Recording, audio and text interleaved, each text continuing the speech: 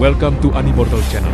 Tanpa berlama-lama lagi, mari kita mulai ceritanya. Kilatan dingin melintas di mata Xu Qing saat ia mengejar makhluk bukan manusia yang melarikan diri itu. Bayangannya kemudian menyebar tanpa terlihat, membuka mulut besar yang tidak dapat dilihat orang lain. Dengan hasrat dan kegilaan yang belum pernah terjadi sebelumnya, ia bergerak tanpa ampun menuju makhluk bukan manusia yang melarikan diri itu. Makhluk non-manusia itu hendak membalas, tetapi perbedaan kultivasi yang sangat besar di antara mereka membuatnya mustahil untuk melawan. Dalam sekejap mata, Xu Qing menangkapnya dan mencengkeram lehernya. Tidak peduli seberapa keras ia berjuang, itu tidak ada gunanya. Ia hanya merasakan api yang tak berujung mengalir ke dalam tubuhnya dengan liar melalui tangan Xu Qing.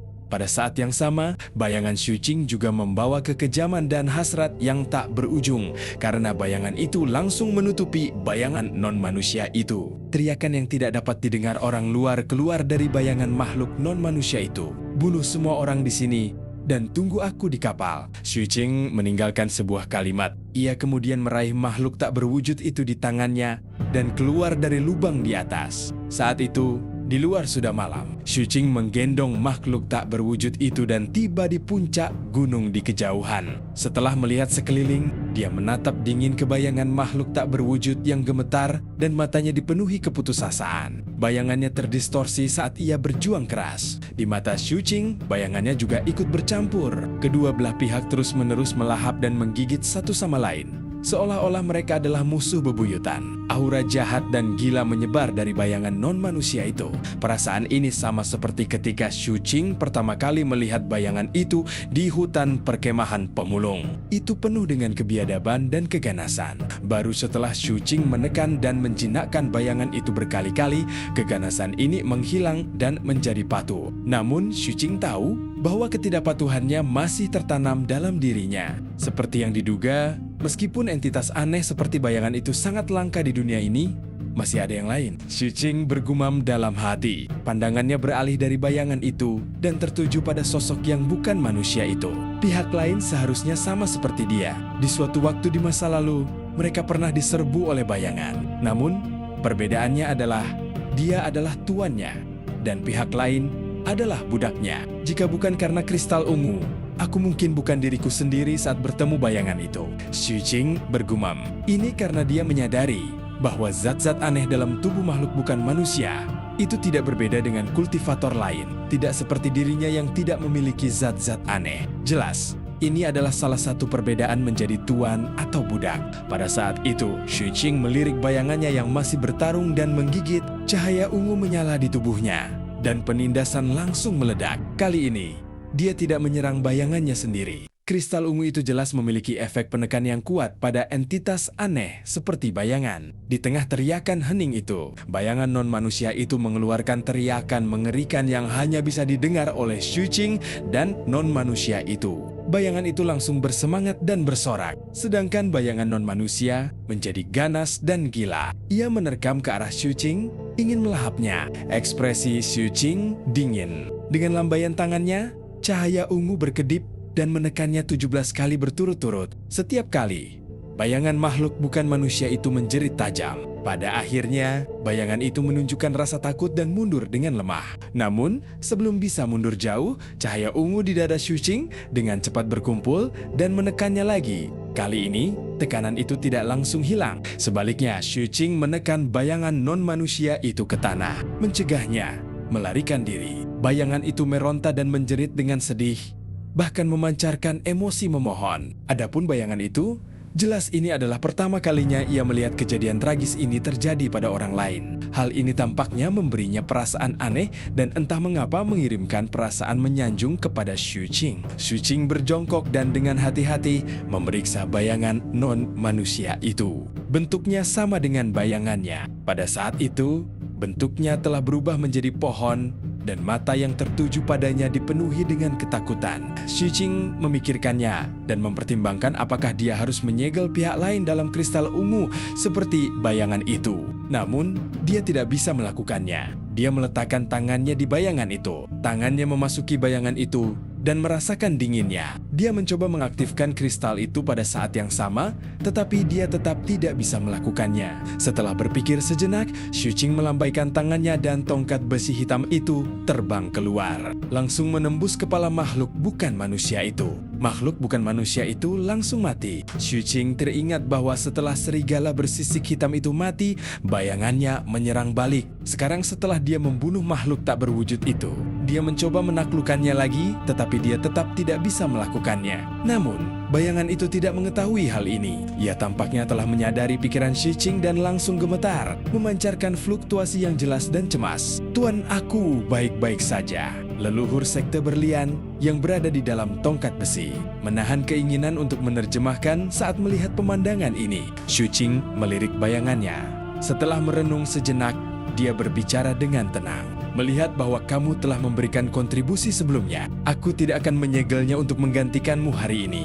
Ingat, kontribusi dari sebelumnya telah diimbangi. Jika kamu tidak memberikan kontribusi lebih banyak, aku akan menggantikanmu." Suara Xuqing tenang, tetapi ketika didengar oleh bayangan itu, ia gemetar dan menggelengkan kepalanya dengan gila. Leluhur sekte berlian sangat gembira. Dia merasakan kepuasan yang tak terlukiskan, dan matanya berbinar. Xuqing mengerutkan kening. Bayangan itu bereaksi dan berkedip cepat. Setelah itu, ia mengangguk dan menggelengkan kepalanya. Jelas, di tengah kegugupannya yang ekstrem, reaksi naluriahnya terhadap apa yang berarti ya, dan tidak setelah dicuci otaknya oleh leluhur sekte berlian saat itu memengaruhi tindakannya. Untungnya, ia bisa mengeluarkan emosinya. Pada saat ini, ia menjanjikan dengan gila-gilaan. Baru kemudian Xuqing mengangguk dan berbicara perlahan. Lahaplah sambil berbicara, Xuqing berdiri tetapi tidak melepaskan tekanan. Oleh karena itu, di tengah teriakan bayangan non-manusia, bayangan itu membuka mulutnya dan melahapnya dengan gila-gilaan. Seluruh proses berlangsung selama waktu yang dibutuhkan untuk membakar dupa. Bayangan makhluk bukan manusia itu sepenuhnya dilahap oleh bayangan Xuqing. Setelah itu, ia bersendawa dan mengirimkan emosi menjilat kepada Xuqing. Terlebih lagi, jelas bahwa fluktuasi energinya jauh lebih kuat dari sebelumnya. Ada lebih banyak mata yang memperhatikannya sekarang. Mata-mata itu tidak sepenuhnya terbuka dan hanya memperlihatkan sedikit celah. Ada juga beberapa kuncup bunga di pohon bayangan itu. Menyadari Xuqing tengah melihatnya, bayangan itu buru-buru mengirimkan fluktuasi indera ilahi. Xuqing mengalihkan pandangannya dan menatap gunung tiga roh kecil di kejauhan.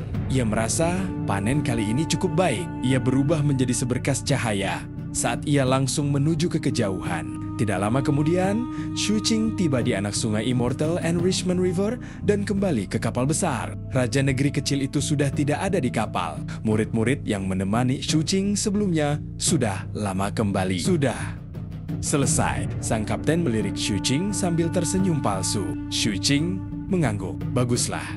Sang kapten tidak melanjutkan pertanyaannya. Ia meregangkan punggungnya dan berbaring di dek dengan kedua tangannya sebagai bantal. Sambil menatap langit malam, Xuqing duduk dan menutup matanya untuk berkultivasi. Angin malam bertiup, meniup rambut mereka. Saat perahu bergerak maju, suara sungai terdengar seperti pertunjukan alam, semakin menjauh bersama angin. Waktu terus berlalu dan dalam sekejap mata, lebih dari sebulan telah berlalu. Kapal-kapal besar dari Departemen Keamanan Khusus telah menyelesaikan setengah dari patroli sungai. Alasan mengapa itu begitu cepat adalah karena kapal-kapal aliansi cukup menakjubkan. Tidak hanya memiliki kemampuan ofensif dan defensif, tetapi juga sangat cepat. Lagi pula, sekte-sekte kecil dan negara-negara kecil yang benar-benar berani mengalihkan sungai itu jarang. Terlebih lagi, ini bukan patroli pertama aliansi. Jadi semuanya dianggap damai dan kecepatan mereka meningkat secara alami. Begitu pula dengan kultivasi Xuqing, aperture sihirnya yang ke-102 akhirnya terbuka pada hari ini, yang membuat kekuatan sihirnya sedikit meningkat. Adapun sang kapten, sejak ia memakan beberapa ikan roh setengah bulan yang lalu, ia telah jatuh cinta dengan rasanya. Setiap hari, ia akan memakan semua jenis ikan dengan cara yang berbeda. Xuqing memakannya beberapa kali dan menemukan bahwa rasanya memang cukup enak. Oleh karena itu, seluruh armada mulai mencari makanan. Pada saat itu, sang kapten duduk di samping Xuqing dan mengedipkan mata. Cing kecil, Xuqing membuka matanya tanpa daya. Dengan lambaian tangannya, gumpalan api jahat menyebar. Sang kapten buru-buru meletakkan ikan-ikan di atasnya dan dengan cekatan memanggangnya. Suaranya dipenuhi dengan kegembiraan. Seni kultivasi yang aku kembangkan tidak ada hubungannya dengan api. Bahkan jika aku bisa menggunakan mantra api, rasa ikan yang dipanggang dengan mantra itu akan berkurang banyak. Sebaliknya, api iblismu memberikan rasa yang sangat unik pada ikan-ikan roh ini. Xu Qing hendak menutup matanya dan melanjutkan meditasinya, tetapi tiba-tiba raut wajahnya berubah. Sang kapten juga tiba-tiba mengangkat kepalanya, dan mereka berdua menatap langit pada saat yang bersamaan. Di langit yang jauh, ada dua sinar cahaya terbang, yang satu mengejar yang lain. Orang di depan adalah seorang lelaki tua berambut merah. Dada lelaki tua itu terluka parah, dan ada luka di sekujur tubuhnya. Wajahnya yang hitam dipenuhi kerutan. Karena warna kulitnya dan tatapannya yang kejam, dia tampak sangat menyeramkan. Saat melarikan diri, dua istana surgawi hitam di atas kepalanya memancarkan aura yang mengejutkan, yang mengguncang sekelilingnya. Ketika ia terbang di atas negara kecil ras non-manusia, ia melambaikan tangannya. Seketika, hampir 10.000 non-manusia terbang keluar dari negara kecil itu. Semuanya berdarah dari 7 lubang mereka, dan darah mereka menyembur, berubah menjadi sungai darah yang langsung menuju ke langit. Ketika mendarat di tangan lelaki tua berambut merah dan berwajah hitam itu, darah itu berubah menjadi pil darah yang ditelannya dalam sekali teguk. Luka di dadanya sedikit sembuh. Tepat saat dia hendak melanjutkan, aura pedang melonjak dari belakangnya, menyebabkan iblis tua itu berteriak pelan. Dia tidak punya pilihan selain menyerah dan mempercepat pelariannya. Adapun makhluk non-manusia yang telah kehilangan lebih dari setengah darah mereka, mereka jatuh ke tanah satu demi satu. Beberapa mati dan beberapa terluka. Orang yang memancarkan aura pedang adalah seorang pemuda berjubah putih. 27 pedang besar di punggungnya berputar mengelilinginya dan terus berputar, memancarkan aura pedang yang membombardir iblis tua itu. Pemuda ini berpenampilan rupawan, alisnya setajam mata pedang dan matanya setajam bintang. Saat ia bergerak, rambutnya yang panjang berkibar tertiup angin. Hal yang paling menarik perhatiannya adalah pola sulaman pada jubahnya. Pola ini merupakan bunga red bud. Bunga red bud. Dia adalah pemegang pedang. Sang kapten langsung bersemangat. Xu Qing pernah mendengar tentang pemegang pedang dari kapten sebelumnya. Dia tahu bahwa mereka adalah bagian dari 5 kementerian mistik atas di wilayah ibu kota Kekaisaran Agung. Ada istana pemegang pedang di semua 7 daerah di wilayah ras manusia, dan pengadilan pemegang pedang di setiap provinsi. Namun, dia belum pernah melihat mereka sebelumnya. Mendengar perkataan kapten, Xu Qing memfokuskan pandangannya dan tatapannya sedikit menggelap, terlepas dari yang dikejar atau yang mengejar. Kekuatan tempur kedua orang di langit itu mengerikan, dan dampak serangan mereka bahkan lebih mencengangkan. Jika Xu Qing tidak memiliki perlindungan Tuan Tua ke-7, dia pasti akan mati. 2 istana surgawi. Saat Xu Qing bergumam, kedua orang di langit itu melewati sungai pengayaan abadi. Setan tua di depan hendak menyeberangi anak sungai dan melarikan diri ke gunung kemalangan urusan besar. Namun, tatapannya menyapu ke bawah dan mendarat di kapal-kapal aliansi. Tatapannya langsung dipenuhi dengan keganasan. Saat ini dia sedang terluka dan sangat membutuhkan qi dan darah untuk menyembuhkan lukanya. Oleh karena itu, dia tidak peduli bahwa kapal-kapal ini milik aliansi 8 sekte. Dia terbagi menjadi lebih dari 10 klon yang menyapu angin hitam dan langsung menuju kapal-kapal itu, ingin melahap semua makhluk di dalamnya. Akan tetapi, saat iblis tua itu mendekat, kapal-kapal Seven Blood Eyes langsung berdengung. Formasi susunan langsung aktif, membentuk penghalang pelindung yang kuat. Klon iblis tua itu mendarat satu demi satu dan membombardir kapal-kapal ini secara serempak, menyebabkan penghalang pelindung terdistorsi secara intens. Ekspresi para pengikut di dalam berubah, dan beberapa dari mereka bahkan memuntahkan darah. Bahkan mata mereka pun berdarah. Seluruh tubuh iblis tua berambut merah itu seperti lubang hitam besar yang mendistorsi semua cahaya. Hanya dengan sekali pandang saja, mereka merasa dunia berputar. Hanya orang-orang dengan tingkat kultivasi seperti Xu Qing dan kapten yang bisa mengabaikan tekanan ini. Mereka bahkan melakukan serangan balik saat klon pihak lain menghantam kapal mereka. Xu Qing segera melepaskan katalis racun. Saat ia bebas, ia akan melepaskan racun setiap hari. Sebelum racun ini diaktifkan, racun tersebut tidak akan membahayakan. Sebaliknya, racun tersebut bermanfaat dan dapat meningkatkan qi dan darah seseorang. Mereka akan menghilang dengan sendirinya dalam waktu setengah bulan tanpa bahaya tersembunyi. Sekarang, Xu Qing telah melepaskan total 170 hingga 180 jenis racun. Itu semua demi mengaktifkannya secara instan saat terjadi krisis dan meracuni musuh secara parah. Hampir pada saat iblis tua itu tiba, Xu Qing meninju iblis tua di luar penghalang pelindung tanpa ragu-ragu. Dia telah menaruh jejak katalis racun yang tidak mudah menguap di tinjunya. Pada saat yang sama, ia melakukan serangkaian segel tangan dengan tangan kirinya dan langit pun berubah warna. Awan hitam muncul dan jari yang layu turun dari langit, langsung menuju ke arah iblis tua di luar penghalang pelindung. Sang kapten juga melakukan serangkaian segel tangan. Dengan lambaian tangannya, tombak es terbentuk dan dia melemparkannya dengan kejam. Seketika, tombak ini merobek udara dengan kekuatan yang tidak dapat dihancurkan dan langsung menuju ke arah iblis tua itu. Dalam sekejap, jari yang layu itu mendarat dan tombak es itu menusuk. Klon iblis tua itu runtuh dan berubah menjadi kabut yang dikirim kembali. Klon-klon iblis tua yang tersisa tidak dapat menembus penghalang pelindung kapal dalam waktu singkat dan kembali satu demi satu. Namun, mereka tidak terluka, hanya klon yang menuju Xu Qing dan kapten yang runtuh menjadi kabut. Dalam sekejap mata, kabut itu menyatu dengan klon lainnya, membentuk sosok iblis tua itu. Ia tiba-tiba menoleh dan menatap tajam ke arah Xu Qing dan kaptennya. Matanya dipenuhi dengan niat membunuh, tetapi pemegang pedang telah mengejarnya. Ia mendengus dingin dan mempercepat pelariannya, langsung menuju gunung Grand Affairs Misfortune Passing. Namun, pada saat ini, sejumlah besar udara dingin tiba-tiba muncul di sekitar iblis tua itu, membentuk cermin es yang tak terhitung jumlahnya yang memantulkan bayangan entitas aneh yang mengeluarkan raungan tanpa suara padanya. Ekspresi iblis tua itu berubah dan jiwanya menjadi kabur sesaat. Untungnya, istana surgawi di atas kepalanya mendarat dan menghancurkan semua cermin. Namun, kecepatannya masih terpengaruh sesaat dan pemegang pedang di belakangnya semakin dekat. Sialan.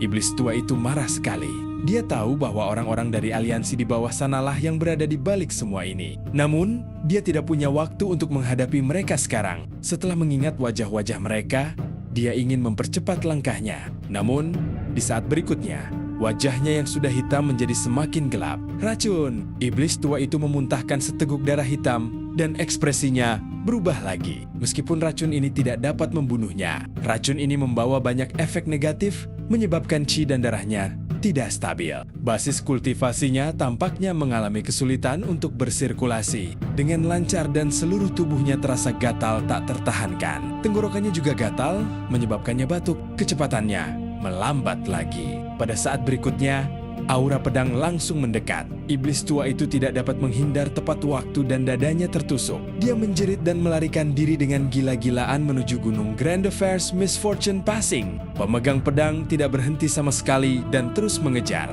Secara bertahap, dia dan iblis tua itu menghilang di gunung kemalangan urusan besar. Suara gemuruh terdengar dari jauh. Dan sesaat kemudian, cahaya pedang terbang keluar dari gunung kemalangan urusan besar. Itu adalah pemegang pedang. Dia membawa kepala di tangannya dan terbang ke langit. Ketika dia melewati armada aliansi, dia menundukkan kepalanya dan menatap Xu Qing dan kapten sebelum mengangguk sedikit. Setelah itu, entah sengaja atau tidak, dia melirik gunung Grand Affairs Misfortune Passing. Sebelum pergi, di gunung Grand Affairs Misfortune Passing, tempat pemegang pedang bertarung sebelumnya, orang bisa melihat mayat tanpa kepala tergeletak di sana. Namun, pada saat ini, jari-jarinya bergerak sedikit. Akan tetapi, dia tidak menyadari bahwa di bawah sinar matahari, sebuah mata telah terbuka dalam bayangan di sampingnya. Pada saat yang sama, di sungai pengayaan abadi, Xu Qing menyipitkan matanya. Umpan balik dari bayangan itu membuatnya tahu bahwa iblis tua itu telah memalsukan kematiannya. Dari bagaimana pihak lain berani menyerang bahkan kapal-kapal aliansi, dapat dilihat betapa buasnya dia. Begitu dia pulih, dia mungkin menjadi bahaya tersembunyi di masa depan. Oleh karena itu, Xu Qing melirik kapten, dan tatapan kapten juga tertuju pada Xu Qing. Dia adalah bahaya tersembunyi. Dia punya harta karun. Keduanya berbicara hampir bersamaan. Setelah itu, makna yang dalam muncul di mata mereka. Mereka langsung berdiri dan berubah menjadi dua pelangi yang langsung menuju ke Grand Affairs Misfortune Passing Mountain. Setelah mereka mendekat, sang kapten mengendus-endus sekelilingnya. Tepat saat ia hendak mencari lokasi tertentu, Xuqing bergegas keluar terlebih dahulu. Sasarannya jelas, sang kapten mengangkat alisnya dan segera mengikutinya. Tak lama kemudian, mereka berdua memasuki hutan lebat di Gunung Grand Affairs Misfortune Passing. Setelah bergerak lebih dalam, mereka melihat sebuah lembah. Di lembah itu, ada mayat tanpa kepala. Saat ini, dia duduk dengan susah payah dan tubuhnya gemetar karena sangat lemah. Namun, dia masih melakukan segel tangan dengan kedua tangannya. Daging menggeliat di lehernya, seolah-olah akan menumbuhkan kepala baru. Namun, pada saat berikutnya, tubuhnya tiba-tiba bergetar. Sebuah mata merangkak keluar dari daging di lehernya dan menatap kedua sosok yang berjalan dari luar lembah dengan ngeri. Mereka adalah Xuqing dan kaptennya. Kau seharusnya terus melarikan diri demi keselamatanmu dan tidak memprovokasi kami. Kenapa melakukannya? Sang kapten menyeringai dan kilatan gelap muncul di matanya. Wajah yang sama muncul di pupilnya dan juga tersenyum sinis. Seluruh tubuhnya memancarkan fluktuasi energi yang mengerikan, menyebabkan iblis tua tanpa kepala itu gemetar. Adapun Xuqing, dia tidak berekspresi dan tatapannya setenang seperti sedang melihat orang mati. Sejak pihak lain menyerang, dia sudah siap membunuh orang ini. Pada saat itu, basis kultivasi Xuqing beredar. Tampaknya hanya ada 3 api kehidupan di tubuhnya. Namun, perasaan yang diberikannya kepada iblis tua itu sama sekali tidak kalah dengan istana surgawi. Hal ini menyebabkan pikiran iblis tua itu bergetar lagi. Dia sangat lemah sekarang. Salah satu istana surgawinya telah runtuh, dan yang lainnya hampir runtuh. Meskipun dia masih memiliki inti emasnya, kekuatan tempurnya telah jatuh ke dasar. Tas penyimpanan dan artefak sihirnya, serta kepalanya, semuanya diambil oleh pemegang pedang. Awalnya dia mengira telah menipu pemegang pedang. Sekarang, jelas bahwa pemegang pedang tidak mau repot-repot membunuhnya dan meninggalkannya. Untuk kedua bocah nakal ini, untuk membalas perbuatan mereka sebelumnya, setan tua itu tiba-tiba melompat dan mencoba melarikan diri. Namun, dinding es langsung muncul di belakangnya, dan lautan muncul di balik dinding itu. Ombak naik seperti tsunami dan menghantamnya. Bukan hanya 1 kali serangan, tetapi 9 kali berturut-turut, menyebabkan seluruh tubuh iblis tua yang terluka parah itu bergetar hebat. Saat tubuhnya terlempar ke belakang, sebuah tangan es besar dengan cepat terjulur keluar dari air laut dan mencengkeram iblis tua itu dengan ganas. Wajah kapten itu berada di tangan es itu. Matanya terpejam, tetapi dia membuka mulutnya dan menelan ludah dengan ganas. Setan tua itu mundur lagi. Mata di lehernya tampak ketakutan dan cemas saat ia dengan tergesa-gesa mengirimkan indera keilahiannya. 2 sahabat kecil, aku salah sebelumnya. Sebelum dia selesai berbicara, Xuqing tiba-tiba mendekatinya dengan kecepatannya yang mengerikan dan meninju dengan tangan kanannya. Seluruh tubuh iblis tua itu bergetar dan tubuhnya berubah menjadi berlumuran darah. Xuqing membentuk segel dengan tangan kirinya dan awan hitam langsung memenuhi langit. Sebuah jari layu turun dan menyentuh daging di leher iblis tua itu. Indera ketuhanan iblis tua itu mengeluarkan teriakan memilukan saat tubuhnya hampir ambruk. Pada saat berikutnya, pusaran muncul di belakangnya dan berubah menjadi mulut besar yang melahapnya. Tubuh iblis tua yang hancur itu langsung masuk ke mulut besar itu. Setelah beberapa kali mengunyah, terdengar suara muntah dan mulut besar itu memuntahkan iblis tua itu. Setan tua itu berada dalam kondisi yang sangat menyedihkan. Pinggangnya hampir patah dan indera ketuhanannya sangat lemah. Seolah-olah sebagian besar indera ketuhanannya telah dilahap pada saat itu. Xuqing melirik pusaran itu. Dia pernah melihat tuan tua ketujuh menggunakan mantra ini sebelumnya dan melahap 3 inti emas dalam sekali teguh. Pusaran air itu menghilang dan sosok kapten itu berjalan keluar. Sambil berjalan, dia muntah. Terlalu tengik. Aku ingin menenangkan perutku sebentar. Akan sangat menyenangkan jika ada camilan. Orang ini terlalu menjijikkan. Sambil berbicara, dia buru-buru mengambil sebuah apel dan memakannya dengan suara berderak. Karena dia tidak bisa makan camilan, dia hanya bisa mengandalkan apel untuk meredakan ketidaknyamanannya. Xuqing tidak memperdulikannya. Dia berjalan di depan iblis tua yang sekarat itu dan menekan alisnya. Api jahat meletus dan membakar iblis tua itu. Segera, kekuatan jiwa terkumpul di tubuhnya. Di tengah suara retakan, lubang sihirnya yang ke-103, 1034, dan 105 langsung terbuka. Ini belum berakhir. Berikutnya adalah 106, 107. Setelah lubang sihir ke-108 terbuka, Tubuh iblis tua itu bergetar. Gagak emas muncul di belakang Xu Qing dan menghisap, melahap chi dan darah iblis tua yang telah kehilangan jiwanya dan kekuatan indera ilahinya. Setan tua itu berubah menjadi abu dan menghilang, tidak meninggalkan apapun. Xu Qing berdiri. Sang kapten melihat ke tempat iblis tua itu menghilang dan tersenyum pada Xu Qing. "Qing kecil, menurutmu dia iblis atau kita ini terlalu bersih?" Xu Qing berpikir serius dan hendak berbicara. Namun, pada saat itu, di hutan lebat ini, tiba-tiba ada kabut. Angin dingin dan jahat bertiup. Kabutnya sangat tebal dan cepat menyebar di hutan pegunungan yang lebat ini, menyelimuti Xu Qing dan kaptennya. Seluruh lingkungan dipenuhi kabut. Kabut begitu pekat sehingga orang tidak dapat melihat tangan mereka yang terentang. Bahkan langit pun diselimuti kabut. Kabut ini muncul terlalu cepat dan dingin. Tidak mungkin kabut ini terbentuk secara alami. Ada kemungkinan besar kabut ini disebabkan oleh entitas aneh. Xu Qing merasakannya dengan jelas saat kabut itu menyentuhnya. Ia merasa seolah-olah ada banyak sekali makhluk kecil yang tersembunyi di dalam kabut yang mencoba memasuki tubuhnya melalui pori-pori kulitnya. Namun, dengan perlindungan lentera kehidupan, invasi kabut aneh itu menjadi sia-sia. Kabutnya agak mirip dengan kabut di daerah terlarang di luar perkemahan pemulung, tetapi jauh lebih rendah. Xu Qing memeriksa sekelilingnya, aura kapten juga terhalang oleh kabut. Dia jelas berada di sampingnya sebelumnya, tetapi dia tidak bisa merasakannya sekarang. Namun, Xu Qing tidak khawatir tentang kapten. Dia merasa bahwa kecuali di daerah terlarang atau wilayah terlarang, tidak pasti siapa yang lebih ganas dibandingkan dengan kapten. Bayangan itu, yang baru saja memakan jenisnya sendiri, menunjukkan sedikit rasa lapar dan haus setelah kabut hantu ini muncul. Kemudian ia mulai menyerap kabut dingin itu dengan gembira. Xu Qing merasa bahwa adegan ini seperti seseorang tiba-tiba memberikan air kepada bayangan itu setelah selesai makan. Karena itu, bayangan itu sangat senang. Saat bayangan itu menyerap, kabut di depan Xu Qing sedikit menipis. Dia melangkah maju dengan tenang. Sasarannya adalah sumber kabut aneh ini.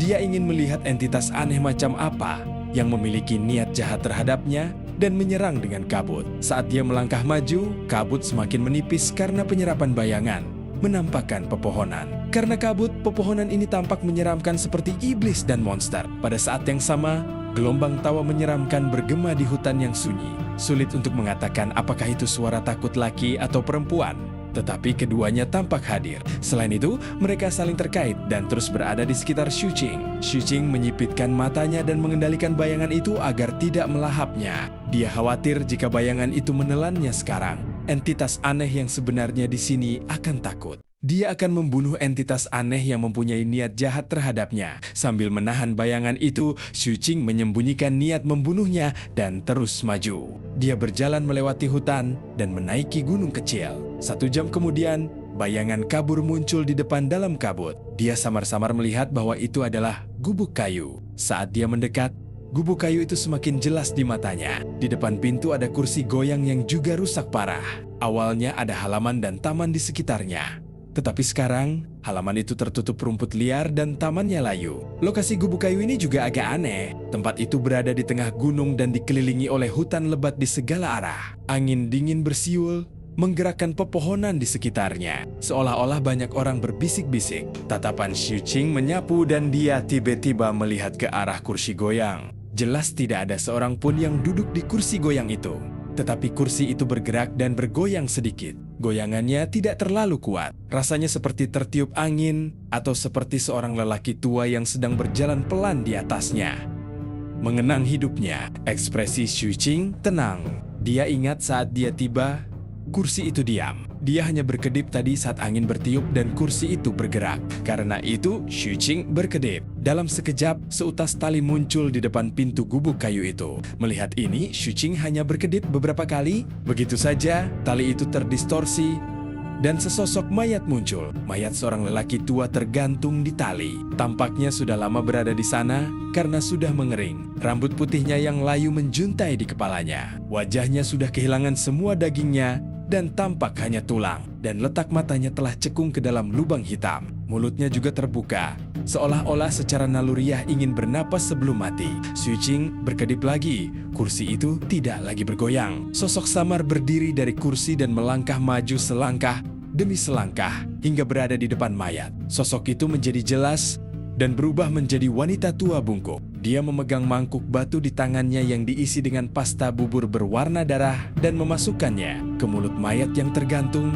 sendok demi sendok. Angin dingin semakin dingin, dan suara tangisan dan tawa terdengar di mana-mana. Pada saat ini, rumput liar di tanah bergoyang serempak. Seluruh gubuk kayu itu tampak sangat menyeramkan. Xu Qing dapat melihat bahwa terlepas dari apakah itu lelaki tua atau wanita tua, wajah mereka sangat pucat. Hanya bibir mereka yang merah. Di bawah tatapan Xu Qing, setelah wanita tua itu selesai menyuapi setengah bubur berwarna darah, dia tiba-tiba mengangkat tangannya dan mematahkan kepala lelaki tua itu.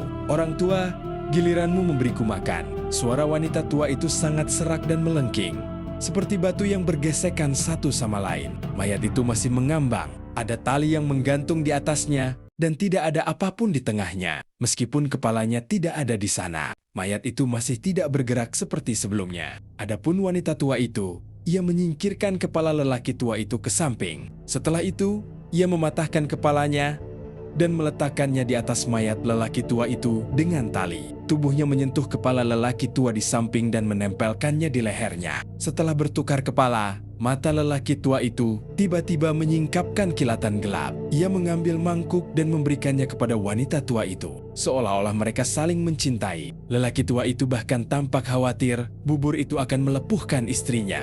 Ketika menyuapi istrinya, ia sering meniup bubur itu sebelum memasukkannya ke mulut wanita tua itu. Pemandangan ini sungguh aneh. Xu Qing diam-diam memperhatikan mereka saling menyuapi, tidak mengganggu mereka. Beberapa saat kemudian, dia melihat bahwa pihak lain tampaknya tidak berniat menyerangnya. Jadi, dia berbalik untuk pergi. Namun, saat dia berbalik dan melangkah maju beberapa langkah, lelaki tua dan istrinya yang menunjukkan cinta yang mendalam itu menoleh dan menatap tajam ke arah Xu Qing. Lokasi gubuk itu berubah dan mereka muncul di hadapan Xu Qing lagi. Mereka menyeringai, memperlihatkan mulut mereka yang mengerikan dan gigi-gigi tajam yang bergerigi. Kemudian terdengar suara yang menakutkan. "Anakku sudah kembali. Kamu mau makan bubur?" Ketika Xu Qing mendengar ini, dia dengan tenang melirik ke arah entitas aneh di depannya dan berjalan ke arah mereka. Pada saat yang sama, suara menelan ludah terdengar dari bawah kakinya. Ada juga genangan cairan lengket yang menyebar dari bayangan. Area yang terkena cairan itu terkikis dengan cepat. Itu adalah ludah bayangan yang mengalir keluar tak terkendali. Jelaslah ia berusaha sekuat tenaga untuk menahan diri. Adegan ini sontak membuat ekspresi kedua kakek dan nenek di depan gubuk kayu itu berubah. "Makan saja," kata Xu Qing dengan tenang. Begitu dia selesai berbicara, bayangan yang telah lama menahannya langsung berdiri di belakang Xu Qing, berubah menjadi pohon bayangan hitam besar. Ribuan mata yang berdesakan di sana terbuka pada saat yang sama dan menatap tajam ke arah lelaki tua dan perempuan tua itu. Beberapa dari mereka bahkan membuka mulut dan meniupkan angin yang sangat menyeramkan.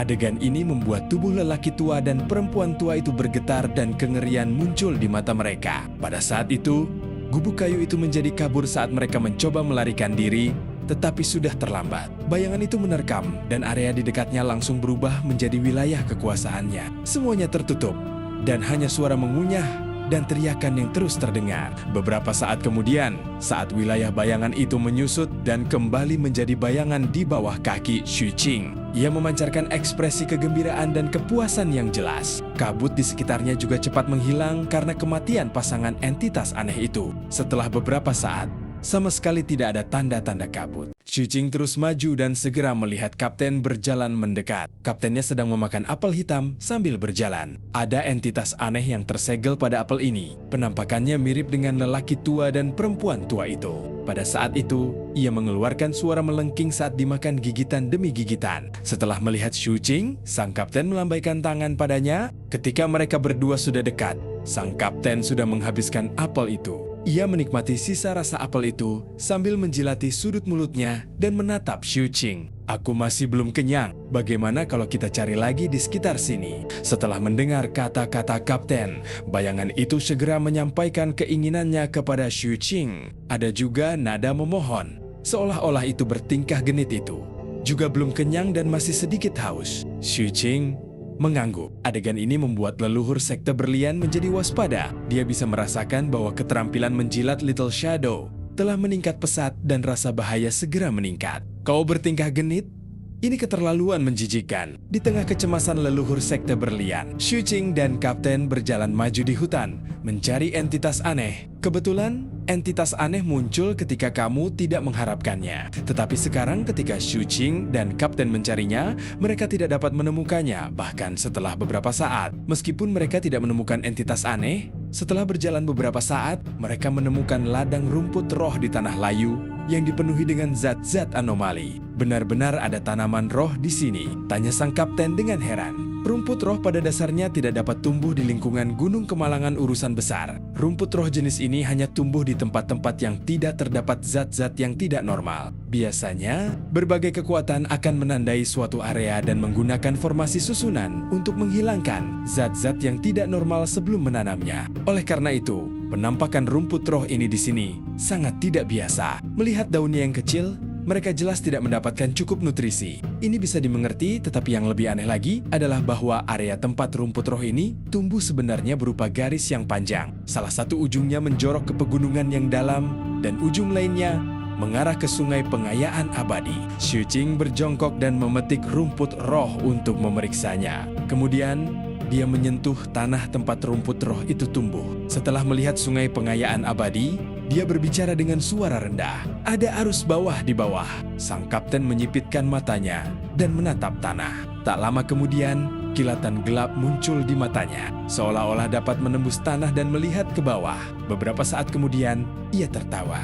Berani sekali. Mereka menggali saluran air tersembunyi dari sungai pengayaan abadi. Sang kapten melihat ke ujung yang menjorok ke pegunungan yang dalam. Ia segera pergi ke sana. Xu Qing mengerutkan kening. Ia merasa ini tidak aman. Tetapi ketika ia melihat kapten telah pergi, ia pun mengikutinya. Tak lama kemudian, mereka berdua melihat akhir dari arus bawah ini. Tempat itu sebenarnya adalah sebuah makam besar.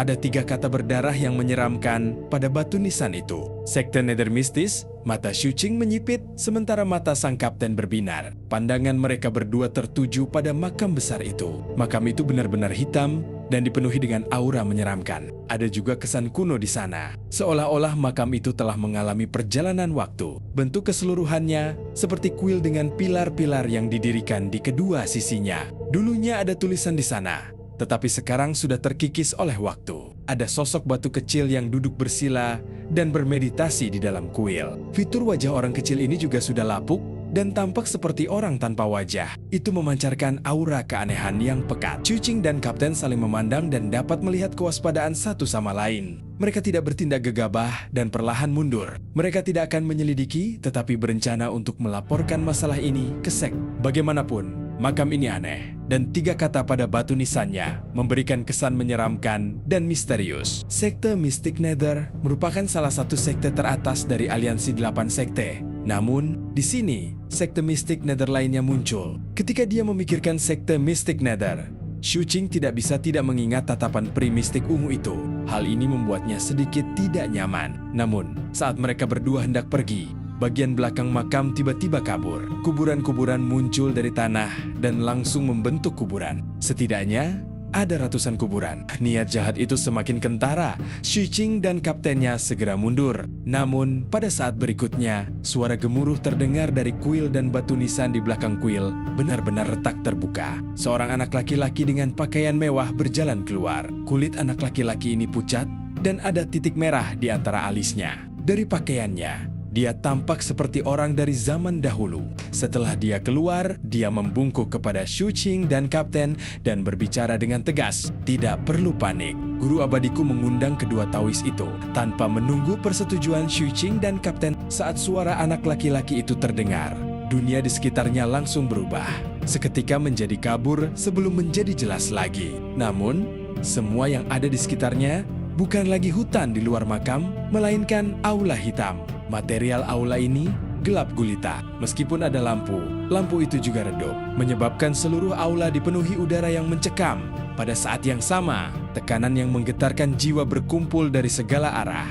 Sumber tekanan ini adalah sosok yang tenggelam dalam kegelapan dan duduk bersila di ujung aula. Orang luar hanya bisa melihat garis besarnya, tetapi tidak bisa melihat detailnya. Mata Xu Qing menyipit, kaptennya juga sama. Mereka berdua segera saling memandang dan melihat keterkejutan. Berubah posisi, bergerak melalui kekosongan, mengecilkan tanah, sementara sang kapten menebak. Sosok yang duduk bersila di kursi utama dan dipenuhi kegelapan berbicara dengan tenang dengan suara serak. "Dua teman kecil, apakah kalian kesini karena pengalihan sungai pengayaan abadi?" Sucing tidak mengatakan apa-apa. Dia menyebarkan persepsinya untuk memastikan lokasinya dan juga memeriksa sekelilingnya untuk melihat apakah ada formasi atau kekuatan ilahi yang menyegel teleportasi. Setelah merasakan bahwa tidak ada segel, dia menghela napas lega dalam hati. Namun, kewaspadaannya masih sangat kuat. Sang kapten tidak mengedipkan mata. Sambil mencoba menyampaikan suaranya kepada para pengikut Departemen Keamanan Khusus, dia terkekeh dan berbicara. "Senior, kami tidak berani berbohong. Sebagai murid Aliansi 8 Sekte, kami memang di sini untuk ini. Senior, mohon maafkan kami." Aula itu menjadi sunyi. Di tengah meningkatnya rasa tertekan, orang yang duduk dalam kegelapan itu berbicara dengan tenang. "Aku sedang menyempurnakan pil penciptaan Xuanming. Pil itu perlu dicuci dengan air sungai dan akan selesai dalam waktu paling lama 6 tahun. Pada saat itu, aku akan secara alami menghilangkan pengalihan ini. Tentu saja tidak ada masalah dengan permintaan senior. Kami tidak akan melaporkan masalah ini ke Aliansi 8 Sekte, dan senior dapat mencabutnya kapanpun itu sesuai keinginan." Kapten itu terkekeh dan tampak hormat, tetapi matanya berkedip berkali-kali saat dia menyapu pandangannya ke dalam kegelapan. Pada saat yang sama dia membuat gerakan halus dengan tangan kanannya di belakang punggungnya ke arah Xuqing. Tatapan Xuqing menyapu tanpa membuatnya tampak disengaja. Setelah itu, dia menundukkan kepalanya dan melihat bayangan di bawah kakinya. Bayangan itu membentuk sebuah gambar. Itu adalah seorang lelaki tua yang sedang memakan serangga. Kemampuan bayangan itu jelas meningkat karena gambar yang dibentuknya tampak jelas. Bahkan ketakutan dalam ekspresinya pun terekspresikan dengan jelas. Serangga yang dimakannya berukuran sebesar ibu jari. Semakin gugup dia, semakin banyak yang dimakannya. Ia duduk di atas sebuah batu besar. Saat memakan serangga, batu itu tampak berubah. Batu itu mengeluarkan gelembung-gelembung yang melayang. Xuqing dan kapten berdiri di ruang kosong di depan lelaki tua itu, dikelilingi oleh gelembung-gelembung. Pada saat yang sama, dalam gambar yang dibentuk oleh bayangan, 7 hingga 8 sosok berada di sekitarnya. Mereka semua berada di luar gelembung dan tampak gugup. Mata Xuqing membelalak. Setelah mengamati lebih dekat, dia mengangkat kepalanya dan menatap penuh arti ke sosok yang memancarkan tekanan mengerikan dalam kegelapan. Suaranya tenang, seperti ahli dari dunia lain. "Baguslah, kau tidak perlu gugup. Karena Mystic Nether milik Aliansi, aku tidak akan mempersulitmu. Berbaliklah dan teruslah berjalan maju. Kau bisa pergi dalam 100 langkah. Ingat, jangan berbalik. Aku mungkin tidak bisa menahannya dan memakan kalian berdua." Suara sosok yang duduk bersila itu samar-samar dan memancarkan perasaan aneh dan menyeramkan, terutama pada beberapa kata terakhir. Kata-kata itu bercampur dengan suara menelan, seolah-olah dia berusaha sekuat tenaga untuk mengendalikan diri, yang menyebabkan bulu kuduk berdiri. "Cepatlah pergi." Cahaya redup di aula langsung bergoyang, menciptakan suasana yang membuat semua orang gelisah. Kapten berkedip lebih cepat dan lebih cepat saat dia menatap sosok yang bersembunyi di kegelapan. Secara bertahap, kilatan gelap muncul di matanya. "Kalian tidak jadi pergi." Suara sosok dalam kegelapan itu berubah. "Sial, kepura-puraanmu cukup bagus. Kau hampir menipuku." Kapten itu tiba-tiba berbicara. Tubuhnya langsung melesat keluar dan langsung menuju kegelapan. Saat sosok dalam kegelapan itu berteriak kaget, kapten itu sudah mendekat dan menangkapnya. Xuqing menyerang. Pada saat yang sama, api jahat meletus ke segala arah. Pada saat berikutnya, lingkungan sekitar bergemuruh dan aula utama menghilang, begitu pula makamnya. Tempat ini masih merupakan hutan gunung kemalangan urusan besar. Saat makam itu menghilang, sebuah sekte kecil terungkap. Di dalam sekte, terdapat 7 hingga 8 gubuk kayu. Di luar sekte, pemandangannya sangat buruk. Benar-benar berbeda dari apa yang dilihat Xuqing dan kapten sebelumnya. Jelas, mereka telah dipengaruhi oleh ilusi. Satu-satunya hal yang berbeda adalah prasasti batu di luar sekte. Kata-kata Mystic Nether Sect memang tertulis di atasnya.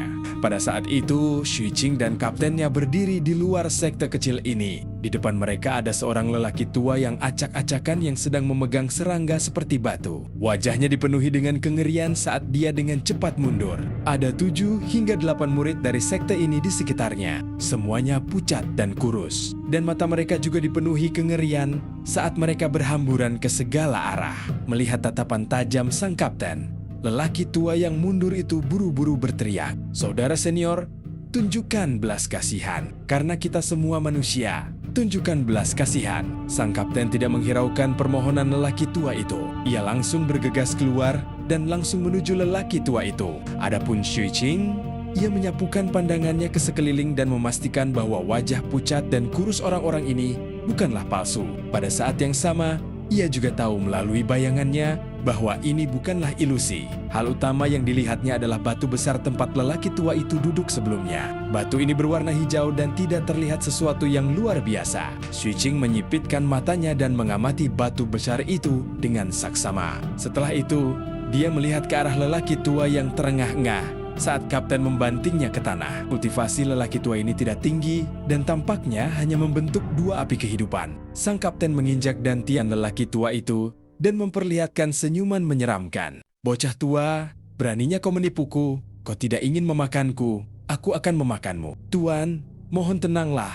Kami tidak punya pilihan lain. Tolong biarkan kami pergi karena kami semua manusia. Tuan tidak punya pilihan lain selain melakukan ini." Para murid yang gugup di sekitarnya semuanya menunjukkan ekspresi getir. Salah satu dari mereka, seorang pria paruh baya, memohon berulang kali. Xu Qing tenang dan waspada.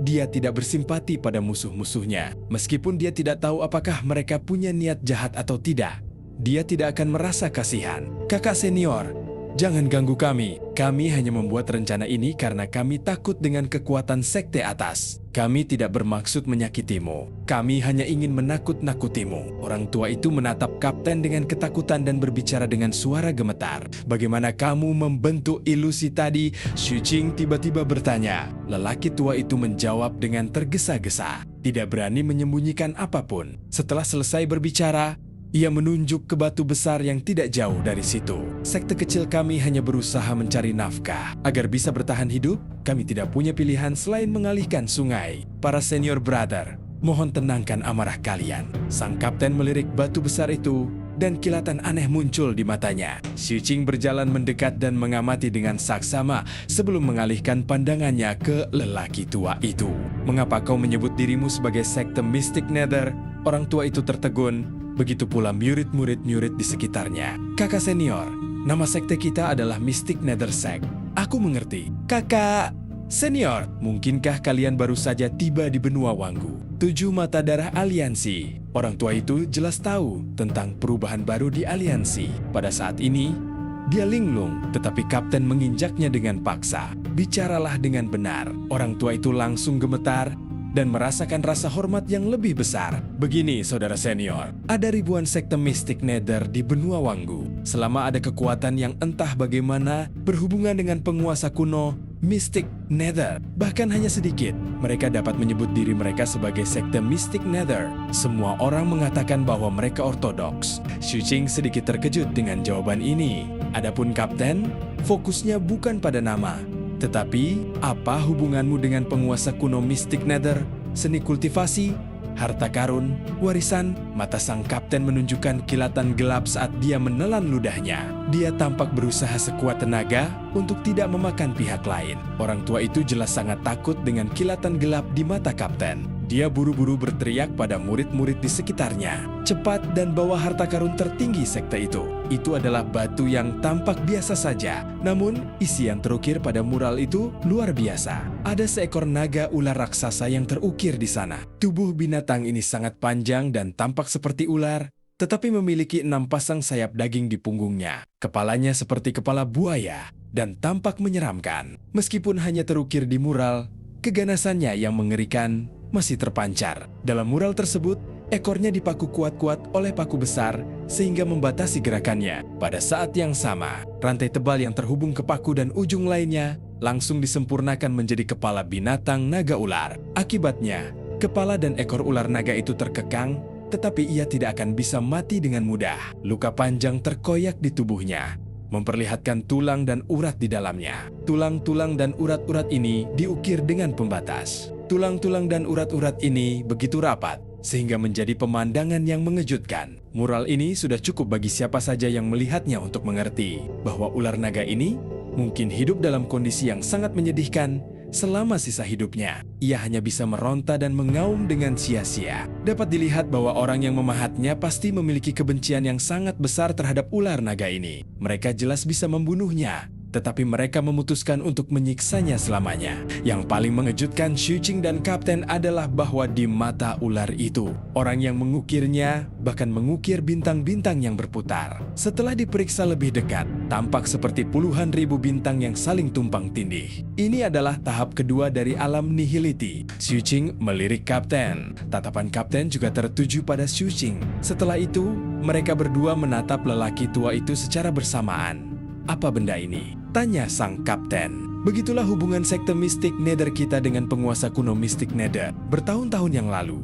Sebelum penguasa kuno mistik Nether menyatukan benua Wanggu, dia menginjakkan kaki di benua Wanggu dan memulai kehidupan legendarisnya. Orang tua itu buru-buru menjelaskan, tanah yang diinjak oleh penguasa kuno saat pertama kali datang ke sini adalah provinsi Yinghuang saat ini. Dalam perjalanan ke sini, tepat saat dia hendak mencapai pantai, seekor ular iblis yang menjadi momok laut saat itu tidak tunduk kepada penguasa kuno dan malah menggigitnya. Pada waktu itu, meskipun kaisar kuno belum menyelesaikan daunya, masih mudah baginya untuk menekan ular iblis kecil ini. Pada akhirnya, kaisar kuno menggunakan paku surgawi untuk memaku ular iblis ini ke pantai provinsi Yinghuang dan mengukir batasan pada tulang dan uratnya untuk menyiksanya. Pada waktu itu, ia bahkan mengobrol dan tertawa dengan teman-temannya, mengatakan bahwa karena ular iblis itu menggigitnya sekali, ia akan menekannya selama 100.000 tahun. Juga, sang penguasa kuno meninggalkan sebuah syair puisi saat itu.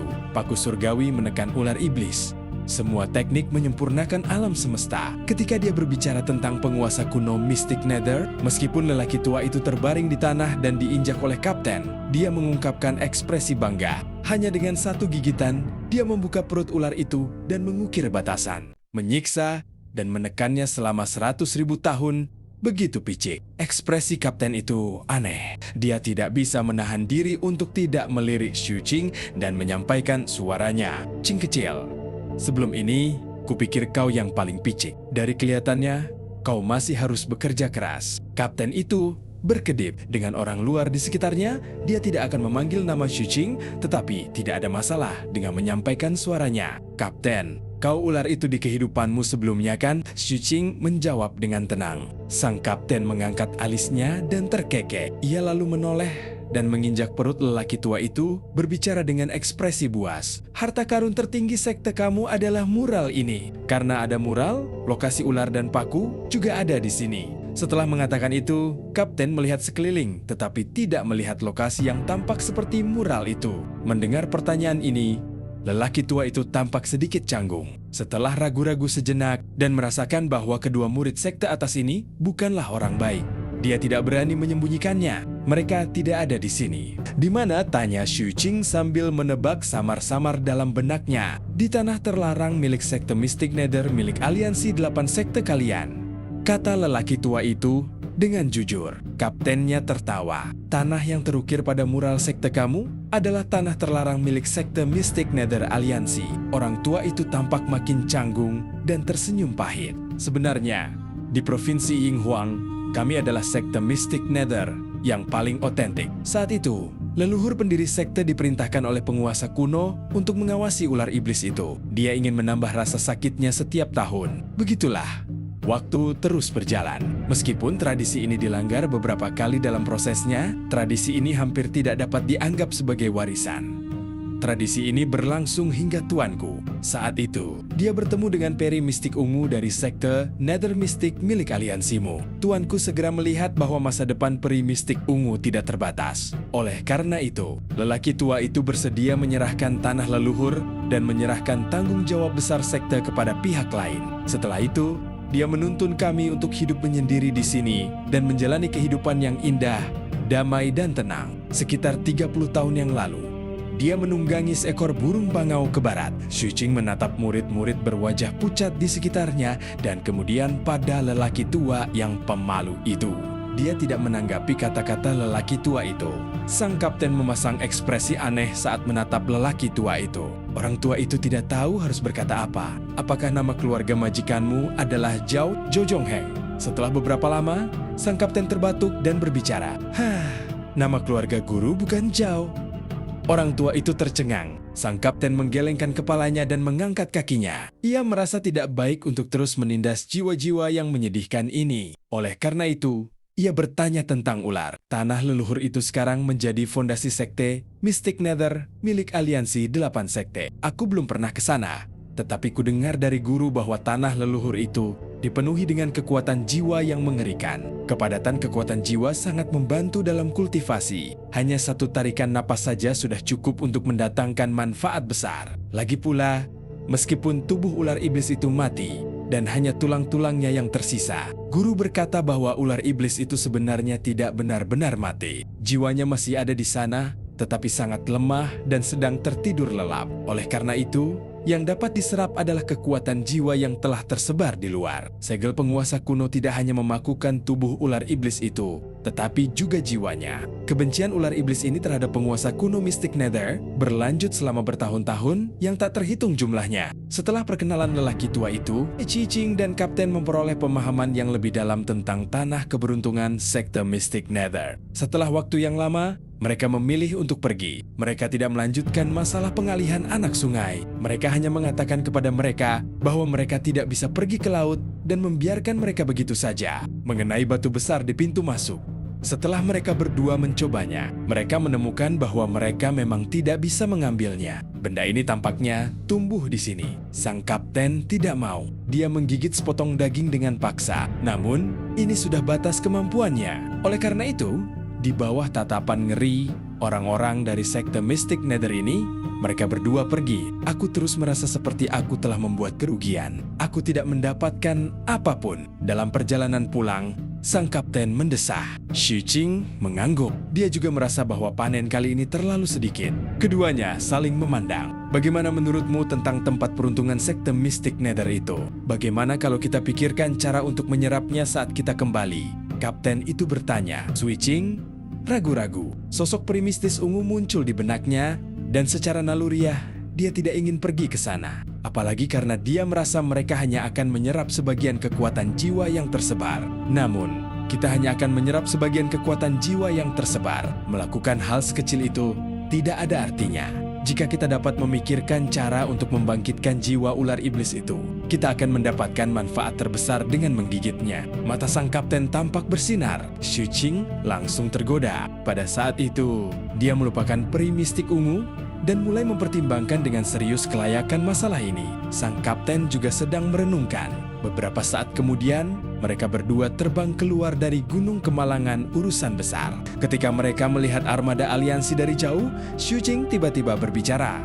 Karena ular iblis itu sangat membenci penguasa kuno Mystic Nether. Jika ia melihat seseorang yang mirip dengan penguasa kuno Mystic Nether, menurutmu, apakah mungkin ia akan gelisah dan bangun dari tidurnya? Ketika sang kapten mendengar ini, matanya berbinar. Aku juga sedang mempertimbangkan pertanyaan ini tadi. Kamu sedang berbicara tentang Little Jianjian, kan? Xuqing mengangguk dan sang kapten terkekeh. Keduanya mulai mendiskusikan beberapa detail hingga mereka tiba di kapal. Saat kapal terus melaju, mereka berdua menyelesaikan detailnya. Hujan Wu tidak datang. Dia seharusnya masih berada di benua Nanhuang dan jejaknya ada di Phoenix Forbidden. Xuqing menatap kapten itu. Bagaimana membuatnya datang dengan sukarela adalah poin utamanya. Itu mudah saja. Anak itu memuja penguasa kuno Mystic Nether sampai gila. Aku akan meminta seseorang untuk mencarinya di Phoenix Forbidden dan mengiriminya pesan bahwa kami menemukan tempat yang berhubungan dengan penguasa kuno Mystic Nether. Dan ada puisi yang ditulis sendiri oleh penguasa kuno di sana.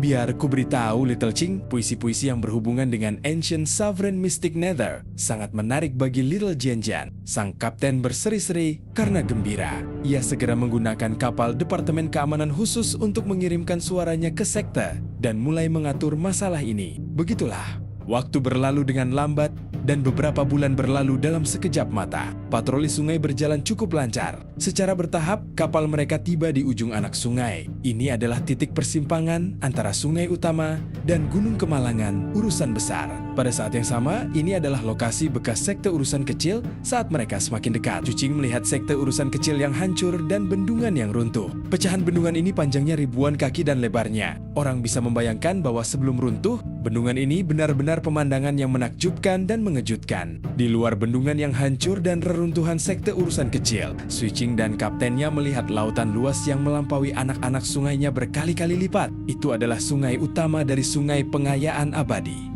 Air sungai bergolak dan bergelombang. Suara gemuruh memenuhi langit. Ki abadi di sini sangat padat. Faktanya, sebagian besar murid Seven Blood Eyes tidak bisa terlalu dekat dan merasa pusing seolah-olah mereka sedang mabuk. Pikiran Xuqing juga terguncang. Di sebelah timur adalah Sekte Abadi, urusan besar. Di sebelah barat adalah Gunung Kemalangan, urusan besar yang luas, dan di belakangnya daerah terlarang nomor 1 di Provinsi Yinghuang. Setelah sungai utama ini mengalir ke daerah terlarang, warnanya berubah menjadi hitam ketika mengalir keluar, dan zat-zat anomali di dalamnya mencapai tingkat yang mencengangkan. Pasti ada eksistensi yang sangat mengerikan di wilayah terlarang yang membalikan sifat abadi sungai dan mengubah yang abadi menjadi anomali.